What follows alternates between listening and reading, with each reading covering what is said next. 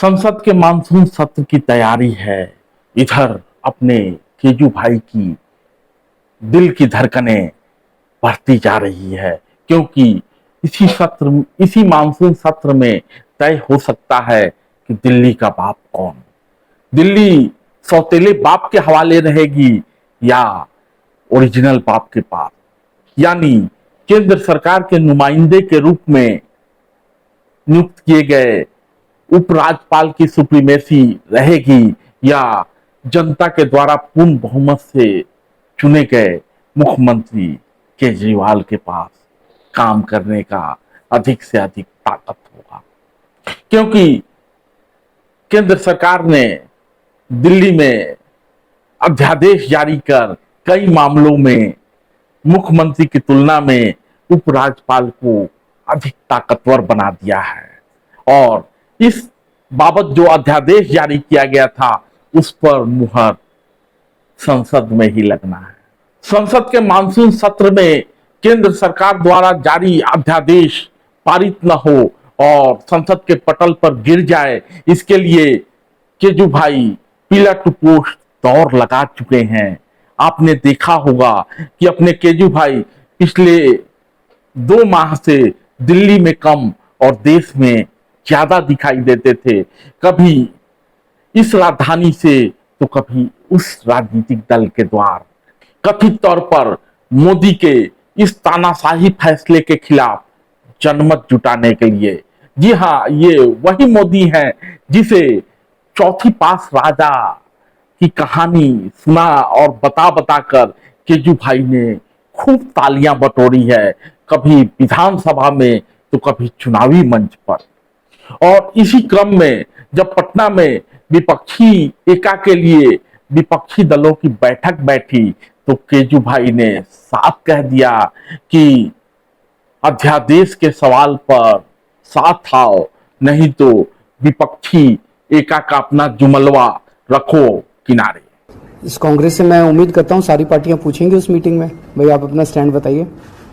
और मैं समझता हूं कि सबसे पहला उस मीटिंग का सबसे पहला एजेंडा होगा अध्यादेश, कि दिल्ली के अंदर जनतंत्र को खत्म करने के लिए। और मैं वहां सारी पार्टियों को समझाऊंगा, टेक्निकली भी कॉन्स्टिट्यूशन लेके जाऊंगा, मैं संविधान लेके जाऊंगा, कि आप ये ना समझें कि ये दिल्ली आधा राज्य है इसलिए दिल्ली के बारे में ये अध्यादेश आया है। ये अध्यादेश तमिलनाडु में भी आ सकता है, ये अध्यादेश महाराष्ट्र में भी आ सकता है, वेस्ट बंगाल में भी आ सकता है, पंजाब में भी आ सकता है।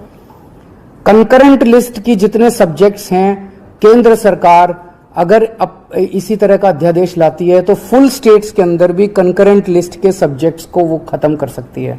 इलेक्ट्रिसिटी हो गया, एजुकेशन हो गया, कई सारे सब्जेक्ट्स हैं कंकरेंट लिस्ट के अंदर जिनको इस किस्म का अध्यादेश लाके फुल स्टेट्स के अंदर खत्म किया जा सकता है। क्योंकि अपने केजू भाई को राजनीति में आए जुम्मा 4 दिन हुआ है और है आंख तरेरने के उस्ताद। जब पटनवा में यही राग अलापते रहे तो उमर अब्दुल्ला ने आईना दिखा दिया और कहा धारा 370 पर आपका स्टैंड क्लियर नहीं है, तो केजू भाई बिलबिला गए और चला इन दिल्ली। लेकिन न तो गुस्से से बात बनने वाली है और न तो चुप रहने से ये बात अपने केजू भाई बखूबी समझते हैं, इसलिए हार नहीं मानने वाले, हिम्मत नहीं हारी है। आखिर हिम्मत हारने से काम भी तो नहीं चलने वाला है, क्योंकि मानसून सत्र सर पर है। तो एक तरफ अपने केजू भाई विपक्षी दलों से मिन्नतें कर रहे हैं कि वो अध्यादेश के मसले पर साथ आए और अपनी बात पर जोर देने के लिए संविधान भी साथ लेकर चलते हैं। जी हाँ, भारत का संविधान। केजू भाई कहते हैं कि आजकल संविधान तो मेरे पास ही रहता है। तो एक तरह से संग्राम की तैयारी है, विपक्षी दलों का साथ मांगा जा रहा है, दूसरी तरफ सड़क पर अध्यादेश की कॉपी जलाकर ताकत भी दिखाई जाएगी।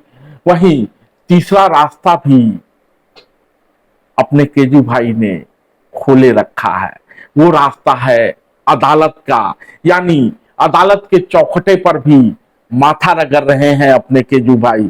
और इस तरह से आम आदमी पार्टी ने अफसरों के ट्रांसफर और पोस्टिंग पर केंद्र सरकार के अध्यादेश को चुनौती देने के लिए सुप्रीम कोर्ट का दरवाजा खटखटाया है। कहा है कि केंद्र सरकार का यह अध्यादेश असंवैधानिक है।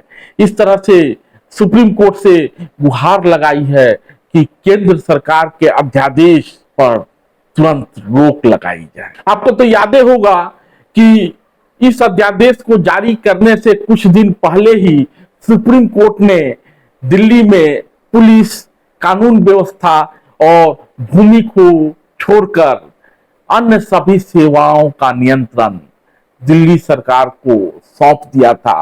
लेकिन सुप्रीम कोर्ट का ये फैसला, सुप्रीम कोर्ट की ये राय केंद्र सरकार को नागवार गुजरी और फिर से केंद्र सरकार ने अध्यादेश जारी करते हुए ये अधिकार उपराज्यपाल को सौंप दिए। धन्यवाद।